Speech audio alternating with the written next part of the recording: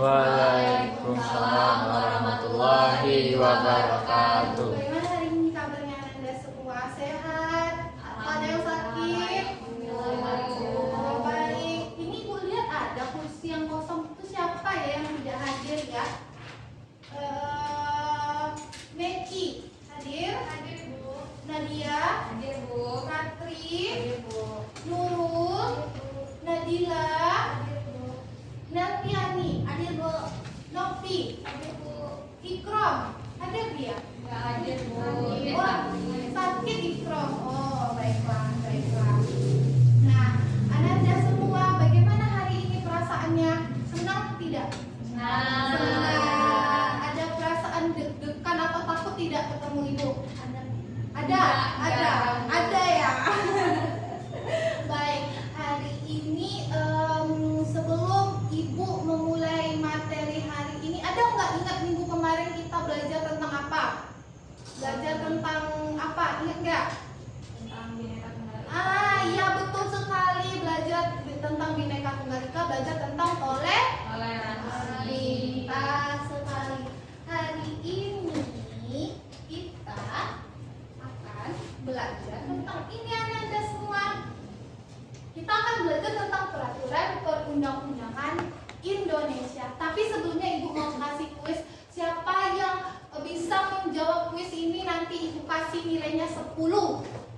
Nih, kuisnya yang pertama ini. Siapa yang bisa nomor 1? Silakan tunjuk tangan.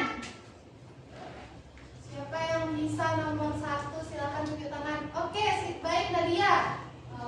Apa yang dimaksud dengan peraturan? Peraturan itu adalah sesuatu yang harus kita patuhi. Contohnya harus mematuhi rambu-rambu lalu lintas. Ketika merah kita berhenti, ketika kuning kita hati-hati, ketika hijau kita boleh jalan. Oke, baik Nadia. Nilainya Ibu tambah 10 ya. Oke, selanjutnya yang pertanyaan nomor 2 ada yang bisa jawab? Ratri bisa? Bisa. Menurut saya termasuk peraturan Bu, karena di dalam undang-undang itu kan terdapat banyak pasal yang mengatur tentang kehidupan bernegara Bu. Oke, pintar sekali Ratri. Ibu tambah poinnya 10. Yang nomor 3. Siapa yang bisa jawab? Ayo. Nurul bisa jawab? Bisa? Perda bukan Bu? Oh, Perda. Iya, betul. Betul. Peraturan mana yang lebih tinggi dari UU? Perda atau UU? Nah, yang paling betul itu UU. Oke, berarti itu mantap sekali Nurul. Apa-apa. Kita kan nggak apa-apa salah ya. Oke. Nah, selanjutnya dari gambar ini Ananda Ibu saya lakukan nih. Pada Anda lihat apakah ini gambar apa sebenarnya? Pelanggaran lalu lintas. Pelanggaran lalu lintas seperti ini. Kenapa dia nih orang ke sini, dia ke sini. Melanggar lalu lintas atau tidak? Ya. Nah, melanggar aturan atau tidak? Ya. Nah, seperti ini. Ananda masih SMP kan semua tema. SMP udah tatik atau boti, namanya bonceng 3. Nah, nggak boleh. Udahlah, mesinnya nggak ada, nggak pakai helm. Itu berarti melanggar aturan lalu lintas. Nah, begitupun ini anak SMP dia ditilang sama polisi. Nanti Ananda kayak gitu juga. Kalau nggak lengkap, apalagi belum punya SIM, nanti ditilang. Seperti ini. Rambunya apa? Motor nggak boleh masuk kan? Ya. Tapi motornya tetap masuk kan? Ya. Nah, iya. Nah, selanjutnya Ananda, Ibu mau tanya nih sama Ananda.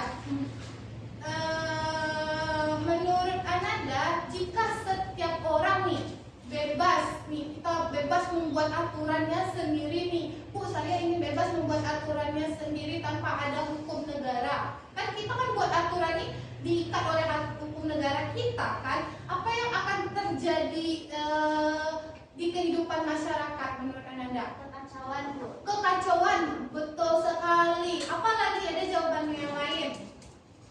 Tingkat kriminalitasnya lebih tinggi Bu. Tingkat kriminalitasnya tinggi, betul. Nah, terus lagi nih, kalau misalnya di negara kita nih ada ribuan peraturan, kan ini banyak nih kayak peraturan tidak boleh mencuri, tidak boleh memaling. Mencuri sama memaling itu berbeda. Tuh kayak yang tadi Ibu tunjukkan bahwasanya ada pelanggaran lalu lintas, mulai aturan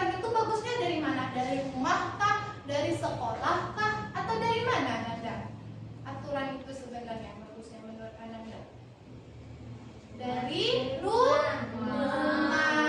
Pintar sekali. Selanjutnya, Ibu akan menampilkan video. Ananda, sebelum Ananda menonton video, yang pertama harus apa? Kita sebelum menonton video disimak dengan baik. Terus apa lagi? Dicatat poin-poin yang penting. Oke. Ini disimak baik-baik ya. Iya, betul sekali, Nak. Di sekolah. Anak, kalian tahu kenapa di sekolah perlu ada aturan jam masuk sekolah? Supaya kegiatan belajar bisa dimulai tepat waktu, Pak. Iya, betul sekali, Nak. Di sekolah itu ada banyak orang, seperti kepala sekolah, guru, staf, dan juga siswa yang melokasi rumah, mode transportasi, dan aktivitas di pagi harinya berbeda-beda. Nah, aturan jam masuk inilah yang akan mengatur semua orang di sekolah agar berkumpul dan memulai aktivitas di waktu yang bersamaan. Nah, ini tandanya apa nih aturan di sekolah itu? Kenapa harus ada aturan di sekolah? Seperti pagi, biar semua orang apa? Biar semua orang bisa disiplin, tepat waktu. Nah, tidak ada yang telat. Makanya harus ada aturan untuk kapan jamnya kita masuk. Begitu, Ananda. Selanjutnya, dari video yang Ananda lihat ini sudah dapat kesimpulannya belum? Sudah. Nah, selanjutnya Ibu akan menjelaskan materi. Sebenarnya apa aja sih Ibu gitu, tata urutan. Nah, materi hari ini kita akan membahas tentang hakikat peraturan. Apa aja pengertiannya, fungsinya, manfaatnya. Yang kedua, tata urutan atau hierarki.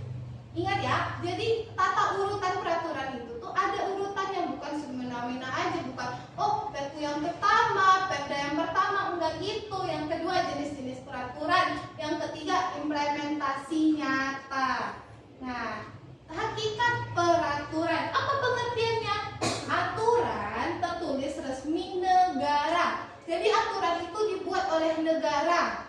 Nah, berlaku umum bagi seluruh warga negara Indonesia. Nah, terus fungsinya apa? Menjamin kepastian hukum, mengatur kehidupan bernegara. Jadi masing-masing kita ini diatur oleh sebuah peraturan. Nah, manfaatnya apa? Biar kehidupannya lebih tertib, aman, hak setiap warganya terlindungi, konflik dapat diselesaikan dengan berjalan lancar. Itu dia hakikat aturan. Lalu, apa tata urutan peraturan yang paling tinggi? Nah, yang paling tinggi itu adalah UUD. Ananda boleh catat di bukunya masing-masing. Silakan dicatat, nanti lupa. Yang paling tinggi itu tuh adalah UUD. Jadi nggak ada aturan yang paling tinggi di Indonesia ini selain UUD. Yang kedua, TAP MPR. Apa itu TAP MPR? Ketetapan dari Majelis Permusyawaratan Rakyat. Nah, dia baru setingkat di bawah UUD. Selanjutnya apa? Baru UU atau Perpu, undang-undang atau peraturan pemerintah pengganti undang-undang. Selanjutnya apa lagi? Baru PP, peraturan pemerintah. Di bawahnya apa lagi? Perpres. Di bawahnya apa lagi? Perda, perda provinsi. Iya kan? Nah, di bawahnya apa lagi? Baru Perkap atau Perkota gitu, peraturan kota. Tujuannya apa? Untuk mengatur daerah kota tersebut, untuk mengatur daerah provinsi tersebut. Jadi setiap provinsi dengan provinsi lain tentu berbeda peraturannya sesuai dengan otonomi daerah. Nah, selanjutnya jenis-jenis aturan. Ini yang bakal akan kita bahas. Yang pertama, Ananda punya aturan tidak di rumahnya? Contohnya apa aturan di rumah? Bangun pagi apa lagi? Makan bersama. Apa lagi? Siapa yang habis makan cuci piring? Itu aturan atau tidak? Iya. Habis itu baru peraturan di sekolah. Kapan kita masuk, kapan kita pulang, belajar hari ini apa. siswanya boleh pakai baju apa aja. Nah, itu dia aturan di sekolah. Aturan di masyarakat, adat istiadat seperti apa? Tidak boleh pacaran di depan umum. Ananda masih kecil semuanya ya. Iya atau tidak? Ya. Nah, tidak boleh pacaran di depan umum karena dia melanggar norma. Apalagi tidak boleh kita mencuri, melanggar norma hukum. Nah, itu dia masyarakat. Terus negara, tidak boleh, apalagi yang di negara, tidak boleh membunuh orang, tidak boleh melakukan penculikan, tidak boleh ngambil barang orang lain. Itu dia jenis-jenis peraturannya. Nah, selanjutnya implementasi peraturan dalam kehidupan nyata. Yang pertama di rumah. Ya, Ananda ada nggak? Anak wajib belajar setelah maghrib. Orang tua menetapkan aturan jam belajar sebagai wujud tanggung jawab. Ada tidak? Jam berapa boleh tidurnya? Jam berapa boleh udah boleh tidur? Ada Bu. Ada jam berapa? Jam 9 atau jam 10? Saya jam 9 Bu. Jam 9. Nelvi jam berapa? Nadila jam berapa? 9. Jam 9. Nah, habis itu kan kita udah belajar, kita tidur biar bangunnya bisa lebih pagi. Nah, habis itu di sekolah, siswa memakai seragam sesuai hari. Seperti hari ini Ananda ada yang pakai batik, ada yang pakai baju putih. Ini kan ketetapan dari sekolah. Nah, itu dia pelanggaran dikenai sanksi. Nanti yang nggak sesuai bajunya nanti dicoret, digunting. Kenapa? Karena kamu sudah melanggar aturan di sekolah. Nah, selanjutnya di masyarakat, warga wajib kerja bakti setiap minggu. Aturan di masyarakat atau tidak? Ya. Ya, iyalah, karena kita bermasyarakat, kita bergotong royong, kita bertetangga. Jadi kita tujuannya apa? Kerja bakti biar daerah kita menjadi lebih bersih. Nah, terus di negara, pengendara motor wajib memakai helm. Betul atau tidak? Betul. Nah, kenapa? Karena diatur oleh UU nomor 22 tahun 2009 tentang lalu lintas. Begitu sekiranya. Ada pahaman Anda semua? Nah, inilah yang Ibu bilang tadi, hierarki tadi itu sama seperti yang awal Ibu sampaikan. Yang kedua, bagaimana sih komitmen kita sebagai masyarakat? Bagaimana komitmen kita sebagai generasi muda? Nah, ini yang pertama, memahami peraturan perundang-undangan yang berlaku di Indonesia. Yang kedua, mematuhi setiap peraturan mulai dari rumah, sekolah, masyarakat, hingga negara. Yang ketiga, berani melaporkan pelanggaran peraturan kepada pihak yang berwenang. Siapa pihak yang berwenang? Polisi. Nah, siapa lagi selain polisi? TNI masuk pihak berwenang atau tidak? Masuk, tapi kalau dari kejahatan dari luar, kalau ada orang mau menyerang negara kita. Paham semua? Nah, berpartisipasi aktif dalam pembuatan peraturan di lingkungan sekitar, menjadi contoh warga negara taat hukum bagi orang-orang di sekitar kita. Karena kalau tidak diri kita yang mulai, siapa lagi? Paham tidak? Nah, oke, bagus. Selanjutnya Ananda akan Ibu bagi jadi 2 kelompok. Kelompok yang pertama mau Ibu bagi sendiri atau Ananda yang memilih teman-temannya? Pilih sendiri. Oke. Kelompok yang pertama siapa aja? Oke, ini Nadia, KPD-nya. Kelompok kedua ini Ratri. Nah, kelompok pertama Ananda mencari kasus pelanggaran tata tertib sekolah sebagai murid yang bolos. Kemarin ada Ibu suruh bawa HP kan? Ada bawa HP, boleh bawa HP, boleh bawa laptop, boleh bawa tablet. Ada di bawah? Ada. Yang kedua, kelompok kedua, kasus perselisihan di lingkungan RT RW sengketa warga. Baik, silakan Ananda buat sesuai dengan LHPD-nya masing-masing. Nanti presentasi ya.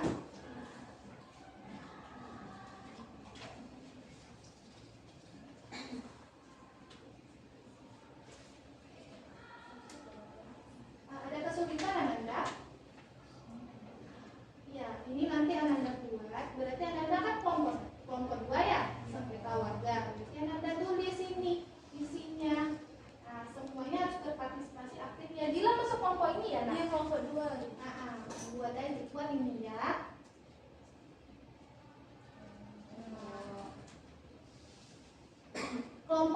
ini ada apa nak? Ada yang tidak mengerti? Bu, ini buatnya di apa tulis aja Bu, Kertas tahu. lembar ya? Iya, kan di LKPD-nya ditulis aja di LKPD. Kalau nanti nggak muat, baru Anda boleh tulis di kertas lembar. Dari Ibu.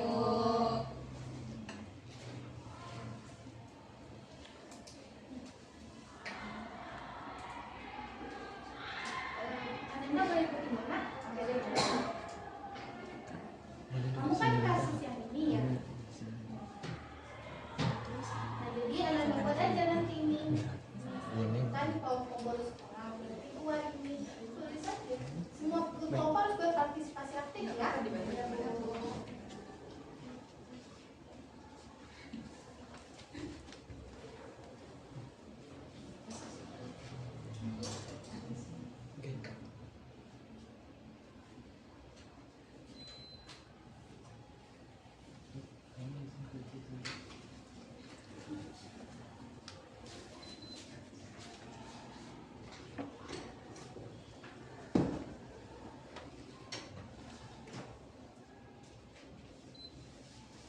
Udah semua Nanda, udah selesai? Udah Bu. Oke. Kelompok siapa yang mau presentasi? Boleh Neki yang tengah. Iya, boleh. Sendiri aja ya Bu. Iya, sendiri aja. Tadi, iya, udah banyak.